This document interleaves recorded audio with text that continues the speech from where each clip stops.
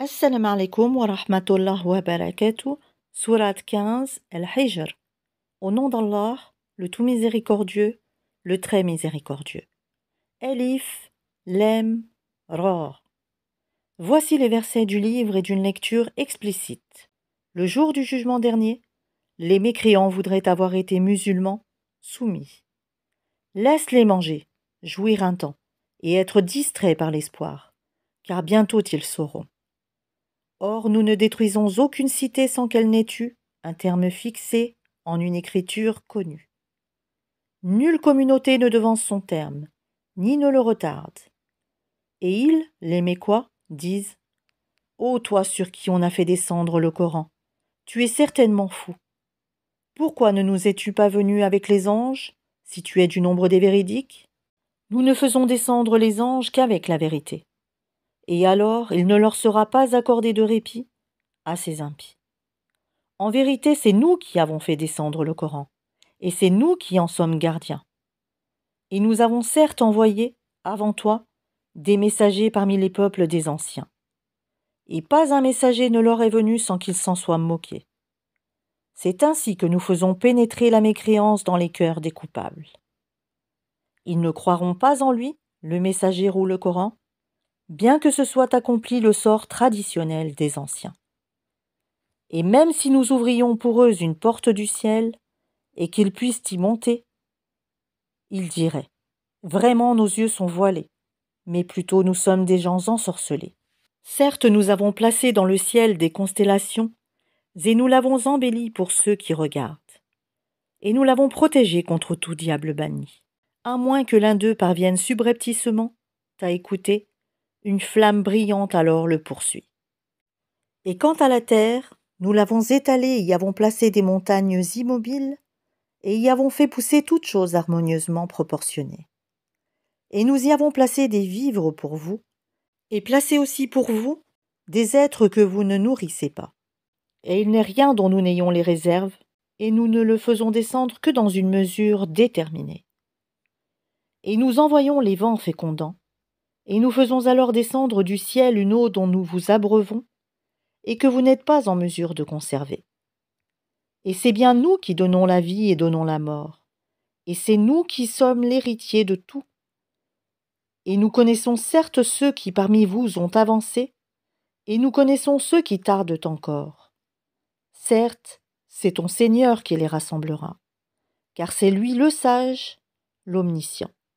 Nous créâmes l'homme d'une argile crissante, extraite d'une boue malléable. Et quant au djinn, nous l'avions auparavant créé d'un feu d'une chaleur ardente. Et lorsque ton Seigneur dit aux anges, « Je vais créer un homme d'argile crissante, extraite d'une boue malléable, et dès que je l'aurai harmonieusement formé et lui aurai insufflé mon souffle de vie, jetez-vous alors prosternés devant lui. » Alors les anges se prosternèrent tous ensemble, excepté Iblis, qui refusa d'être avec les prosternés. Alors Allah dit, « Ô Iblis, pourquoi n'es-tu pas au nombre des prosternés ?»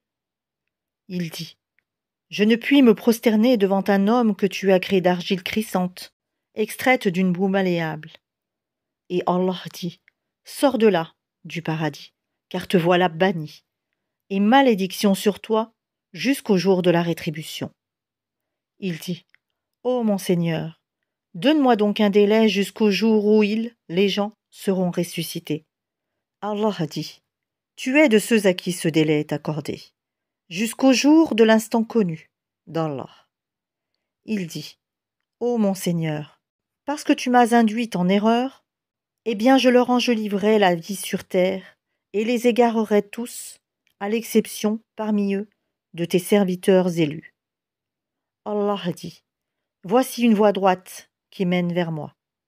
Sur mes serviteurs tu n'auras aucune autorité, excepté sur celui qui te suivra parmi les dévoyés. Et l'enfer sera sûrement leur lieu de rendez-vous à tous. Il a 7 portes, et chaque porte en a sa part déterminée. Certes, les pieux seront dans des jardins avec des sources. Entrez-y en paix et en sécurité. Et nous aurons arraché toute rancune de leur poitrine, et ils se sentiront frères, faisant face les uns aux autres sur des lits. Nulle fatigue ne les y touchera, et on ne les en fera pas sortir. Informe mes serviteurs que c'est moi, le pardonneur, le très miséricordieux. Et que mon châtiment est certes le châtiment douloureux. Et informe-les au sujet des hôtes d'Abraham.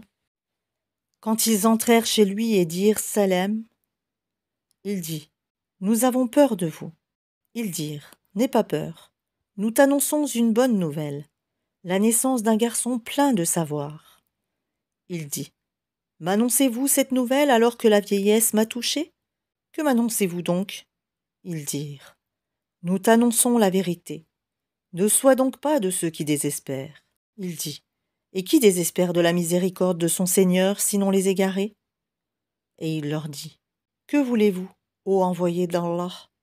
Ils dirent, en vérité, nous sommes envoyés à des gens criminels, à l'exception de la famille de Lot, que nous sauverons tous, sauf sa femme. Nous, Allah, avions déterminé qu'elle sera du nombre des exterminés. Puis lorsque les envoyés vinrent auprès de la famille de Lot, celui-ci dit, vous êtes, pour moi, des gens inconnus.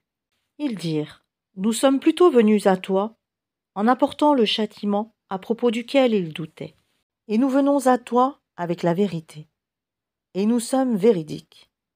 Pars donc avec ta famille en fin de nuit, et suis leurs arrières, et que nul d'entre vous ne se retourne, et allez là où on vous le commande. Et nous lui annonçâmes cet ordre, que ces gens-là, au matin, seront anéantis jusqu'au dernier. Et les habitants de la ville, Sodome, vinrent à lui dans la joie. Il dit, ceux-ci sont mes hôtes, ne me déshonorez donc pas, et craignez Allah, et ne me couvrez pas d'ignominie. Ils dirent, ne t'avions-nous pas interdit de recevoir du monde? Il dit, voici mes filles, si vous voulez faire quelque chose. Par ta vie, ils se confondaient dans leur délire. Alors, au lever du soleil, le cri, la catastrophe, les saisit. Et nous renversâmes la ville de fond en comble, et fîmes pleuvoir sur eux des pierres d'argile dures. Voilà vraiment des preuves pour ceux qui savent observer. Elle, cette ville, se trouvait sur un chemin connu de tous. Voilà vraiment une exhortation pour les croyants. Et les habitants d'Al-Haïka étaient aussi des injustes. Nous nous sommes donc vengés d'eux. Et ces deux cités, vraiment, sont sur une route bien évidente que vous connaissez. Certes, les gens d'Al-Hijr ont traité de menteurs les messagers. Nous leur avons montré nos miracles, mais ils s'en étaient détournés. Et ils taillaient des maisons dans les montagnes, vivant en sécurité. Puis, au matin, le cri les saisit. Ce qu'ils avaient acquis ne leur a donc point profité.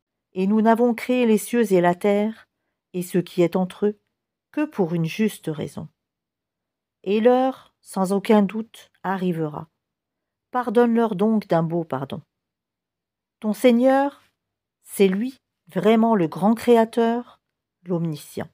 Nous t'avons certes donné les 7 versets que l'on répète, ainsi que le Coran sublime. Ne regarde surtout pas avec envie les choses dont nous avons donné jouissance temporaire à certains couples d'entre eux. Ne t'afflige pas à leur sujet et abaisse ton aile pour les croyants. Et dis, je suis l'avertisseur évident d'un châtiment. De même que nous avons fait descendre le châtiment sur ceux qui ont juré, entre eux, ceux qui ont fait du Coran des fractions diverses, pour créer des doutes. Par ton Seigneur, nous les interrogerons tous sur ce qu'ils œuvraient. Expose donc clairement ce qu'on t'a commandé et détourne-toi des associateurs. Nous t'avons effectivement défendu vis-à-vis des railleurs, ceux qui associent à Allah une autre divinité. Mais ils sauront bientôt. Et nous savons certes que ta poitrine se serre à cause de ce qu'ils disent. Glorifie donc ton Seigneur par sa louange, et sois de ceux qui se prosternent, et adore ton Seigneur jusqu'à ce que te vienne la certitude, la mort.